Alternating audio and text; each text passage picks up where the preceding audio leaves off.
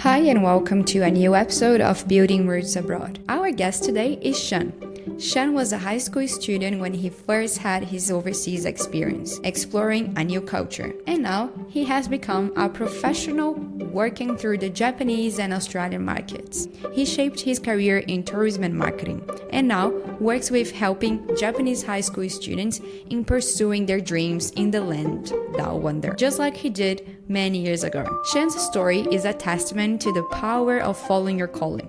In his case, was to connect his two favorite cultures. How did he find his purpose in life in a new country? What does it mean to truly feel at home in a foreign land? Get ready to be inspired as we uncover Shun's reflections, challenges, and advice for anyone dreaming of living abroad. Hi guys, and welcome to a new episode of our podcast, Building Roots Abroad. Today we are here with Shun. Just to like a quick introduction on how we know each other. We used to work together. I think my first job in life when I was an intern. He was also an intern for the marketing team. So yeah, I'm very happy to have him here with us today. So hi, and then I would let him introduce himself. Hello everyone, my name is Shun.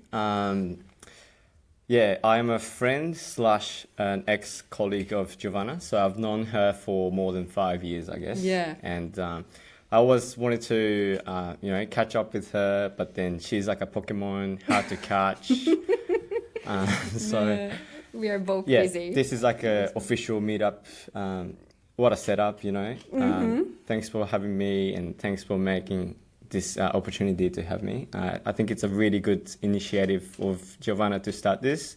Really excited to be a part of this project. So thanks for inviting me. Thank you very much for everything. And yeah, I think that's a very good catch up for like the years that we've been trying to. Every time I see you, it's like always in the city. It's like a random, encounter. So yeah. Brisbane's she's hard to catch, everyone. You too. But Brisbane's very small, so we've been seeing each other around the streets. So starting with like the early beginnings in Australia, I think your episode would be very interesting because you came to Australia like very young compared to everyone else we are talking here. So you've been in Australia for how long now? 7 years. 7 years. So how old were you when you came to Australia?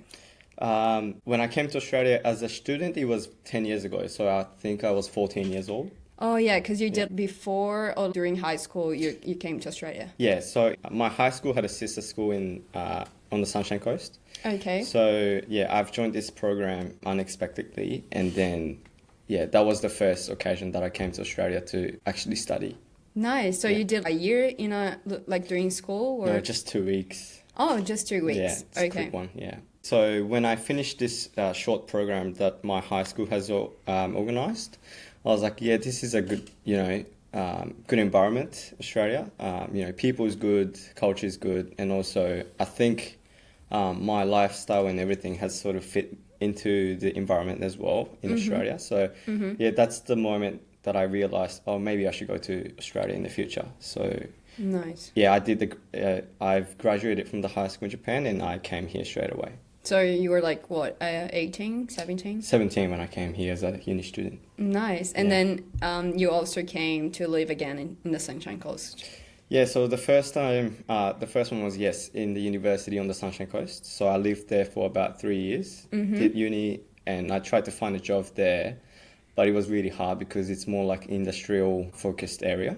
So I've done the tourism degree, which was sort of hard to find a work with. Yeah. So that is why I found a job that was at Soleju, where we worked together with.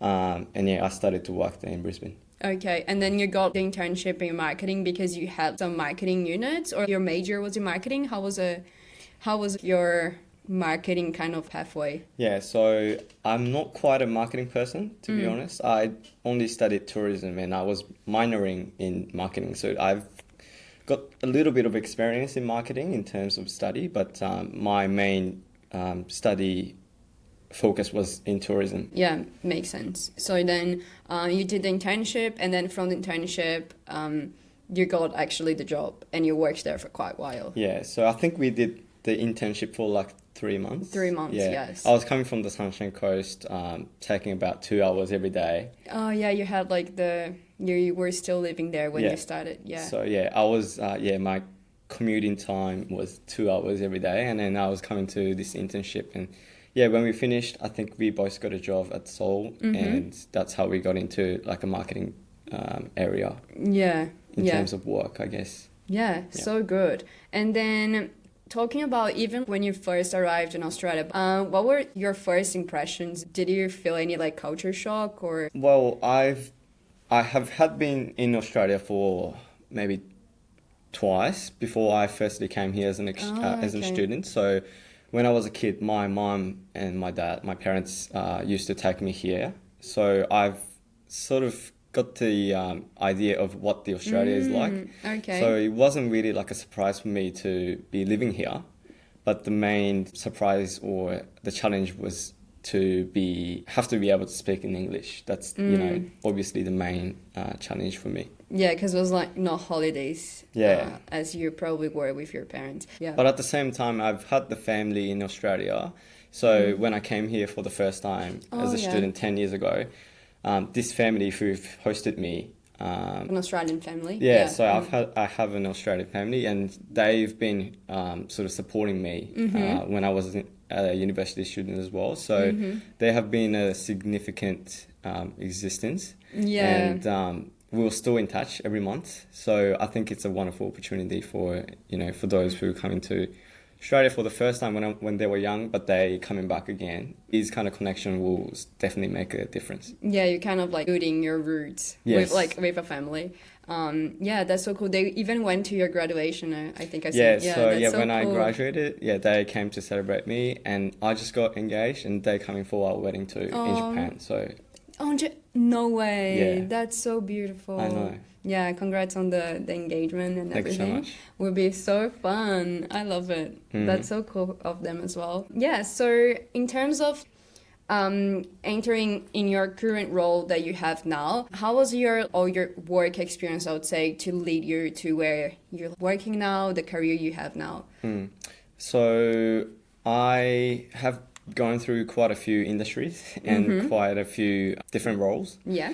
But then at the end, I was like, I should maybe give back something to the community where I was coming from. So that's why I thought to myself, maybe I should go back to the education industry. Yeah. And my host family, which is a family now in Australia, has introduced me to this job.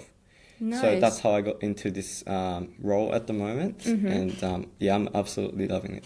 That's so cool. So then from how long have you worked as a marketer for Solidarity? It was like 3 years? 3 years. And then after that, you still working marketing or? So I was doing a bit of a mix of events and marketing. Okay.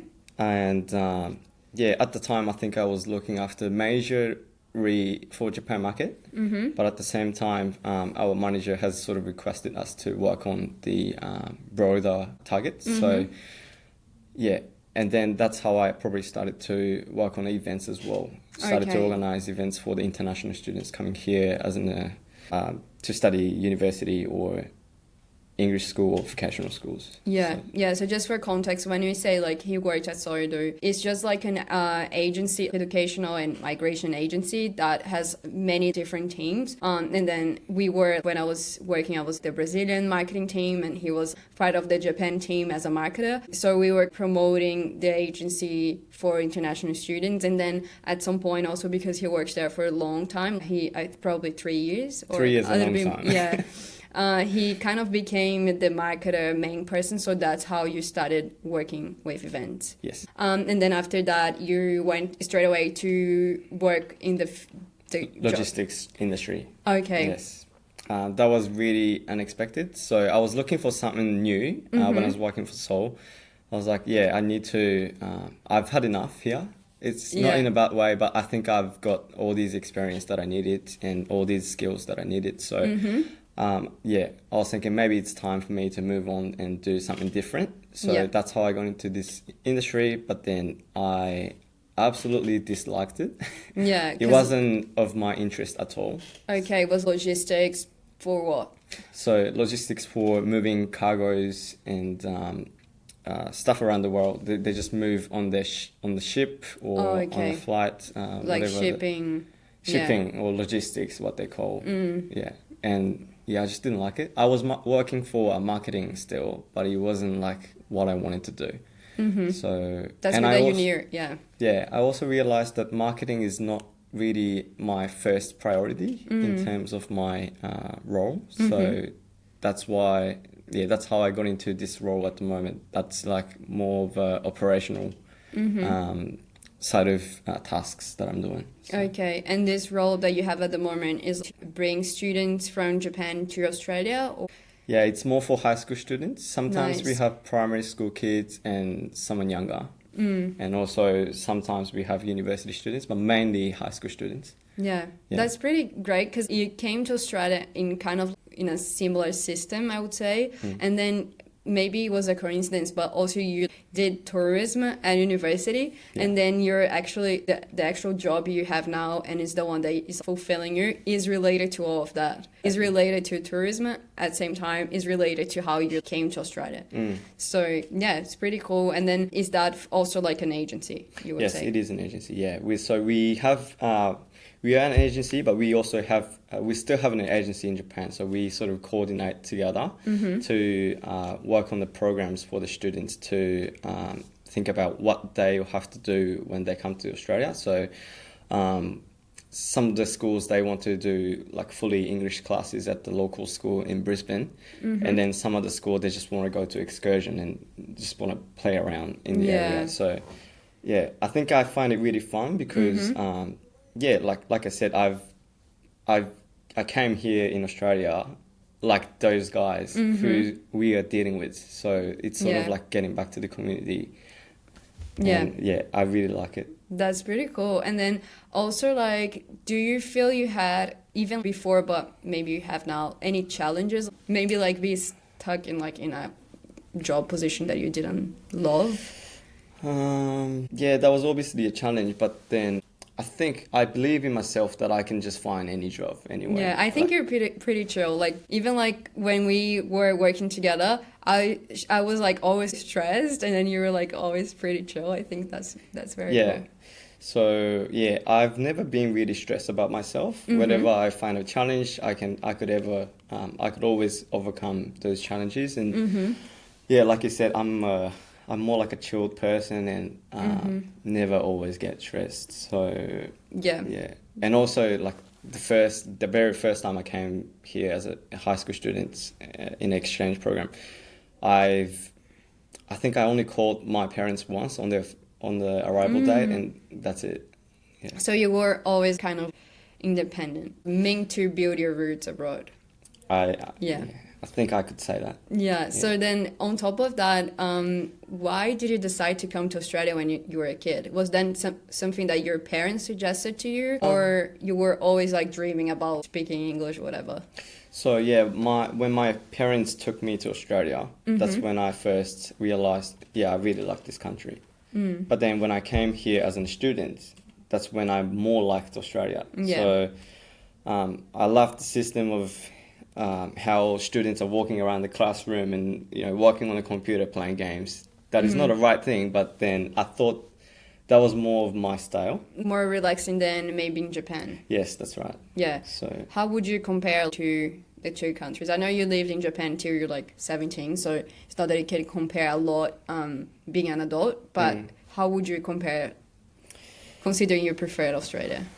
I think it's a big topic. Broad topic, but I think when we were to talk about any specific topic, I think I will talk about people. So yeah, as people listening to this podcast will know, Japanese people are really stressed and they're always working hard, never being relaxed sort of lifestyle. And whereas in Australia, it's the opposite. It's the very opposite. I don't even know a lot of stressed people. Exactly. So you could feel that, like when you just come to Australia, you feel it, right? And that's why a lot of people nowadays, not only Japan, but like people around the world are trying to come to Australia and get a permanent residency. And that's what we did as well. So I think, yeah, you know, people all definitely see the difference of their country and Australia. And I think one of the big differences is how relaxed the people are. Yeah, the Yeah. lifestyle. And The lifestyle. as a student in high school, you already felt that straight away. Absolutely felt that. Yeah. Nice. And your parents always like, supported you, or they were like, damn it, like we just sent him on high school and he kind of like never came back. Well, yeah, they might be thinking that because, my dad's got a business and I think he wanted me to take over that. But, you know, since I've got a permanent residency last year, which means that I'm going to stay here for a lot longer than what I've expected when I came here. Yeah. So, but I think, my mom and dad, one of the reasons my parents took me to Australia was because my mum was a full working holiday visa person. So she traveled around Australia for 1 year. So just traveling, not even the working part, which is the holiday part. She worked a bit. But I think the major part was, traveling. So good. So your mom did the working holiday visa back in the days, or like when she already had you? I think, no, when she was 20 years old. That's so nice. That's how many years ago? Like many years ago. I don't know. Yeah, I didn't even know that the working holiday visa was a thing like yes. that many years ago. That's so cool. I never heard a story like that. So I think I still remember that when I said to my mom, I want to go to Australia and study uni. And she's like, oh, damn, I got to think about that because, you know, my sister is more like independent. So she's a person who wants to be staying at home with her parents. Whereas I said to them, you know, I'm going away to somewhere you would not find me.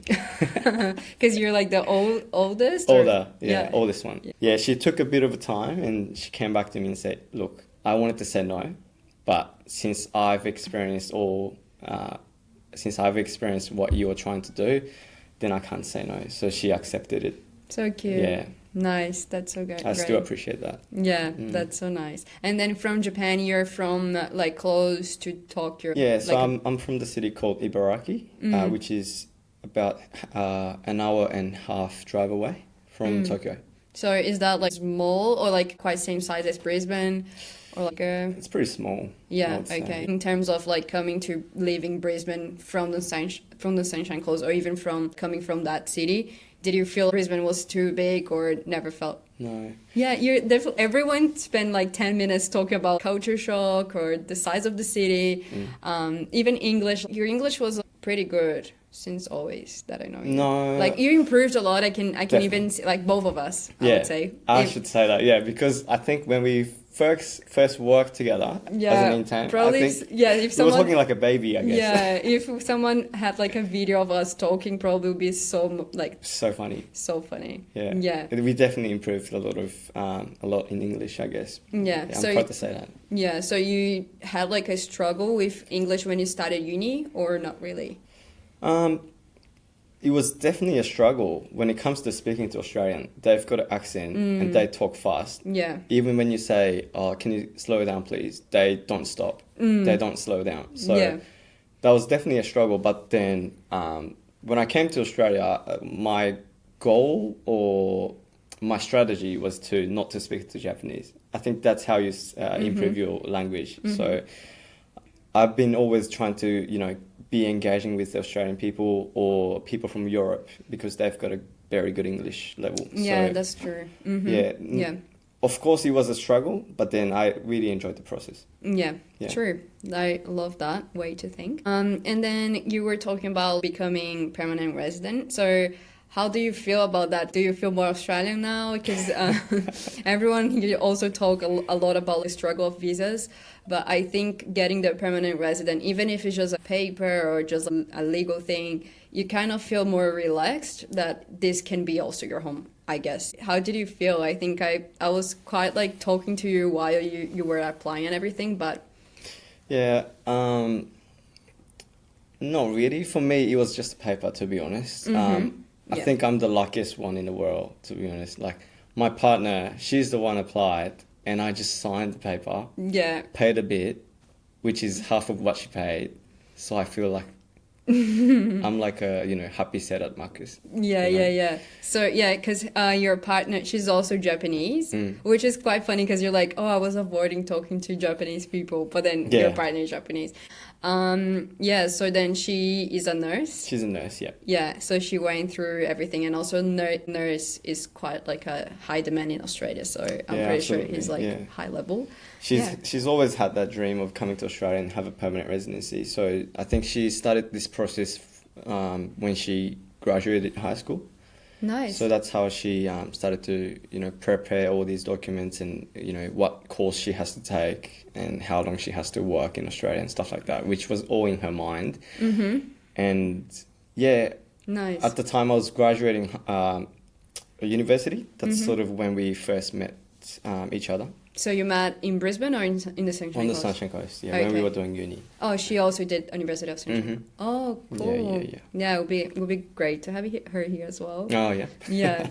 And then, so then you got the permanent residency, and it's just a paper to say, you can actually stay in Australia if you want, but... Yeah. Yeah. Okay. I didn't have that in my mind, to be honest, to become a permanent residency. Yeah. I was thinking, okay, I'll go to Australia, study university. Once that's done, I'll go back to Japan. Okay.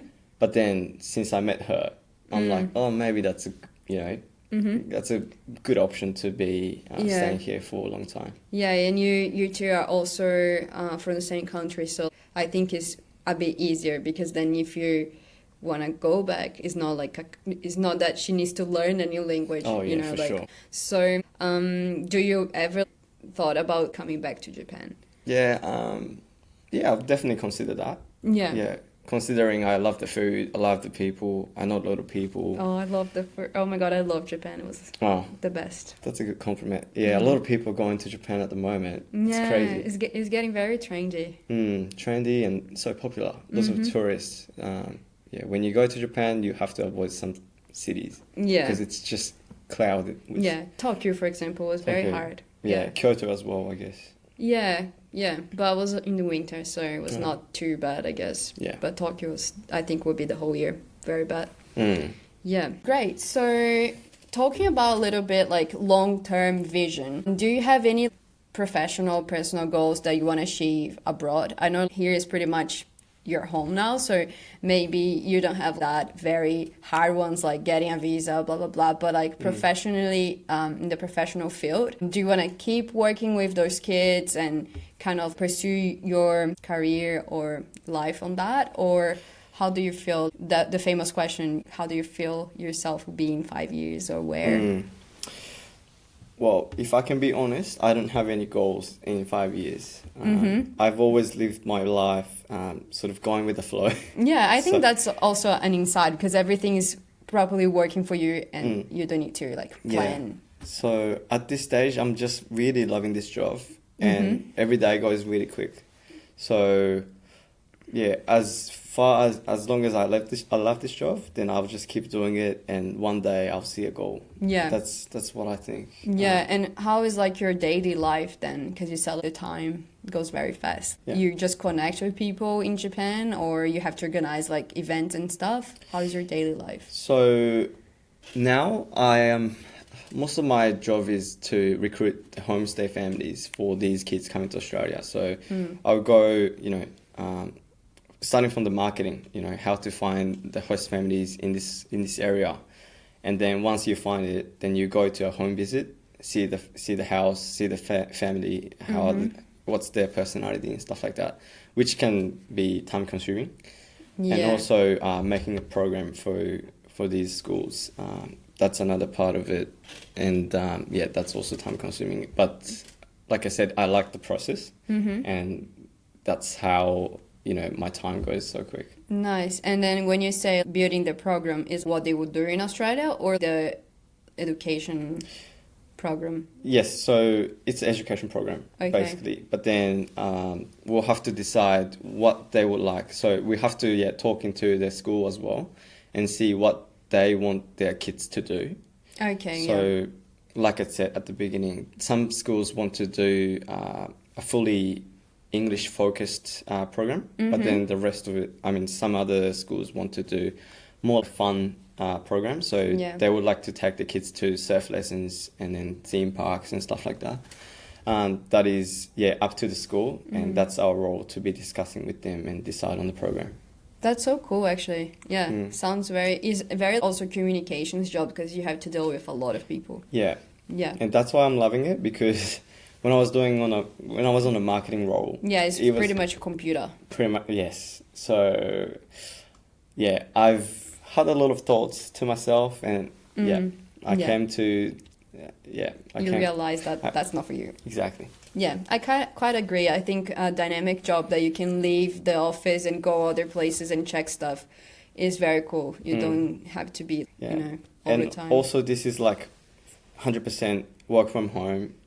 Is it? Job. So it's good to be able to go out somewhere and then have a chat with new people, because I love meeting with new people. So. Yeah, and you don't miss a lot office culture. Do you miss having coworkers or nah? I think when I was working at Soul With You, it was a blast, Yeah. Meeting a lot of new people. Was very social. The people we work with were very lovely. And that's why, a lot of these employees, they stay in there and loving these connections that they can build. Yeah. So. But you don't. And I'm missing that. Okay. Yeah, but I agree. Like, I think it's a balance. You cannot have everything. Absolutely. You're right. Yeah. But the office job has the perks, but also the downsides, which is being all the time in the computer. I definitely feel that. If you don't have a good work culture, you don't have friends, and you hate being in the computer, even worse. But yes. Yeah. Let's not talk about that. Yeah. That's even worse. But talking a little bit about community, do you feel you found your community in Australia? So even talking about the Australians itself, I know you have an Australian family-ish, but also, do you have a community here? I think yes. It was a little bit hard for me to to join the community, because I feel like Australian people are more.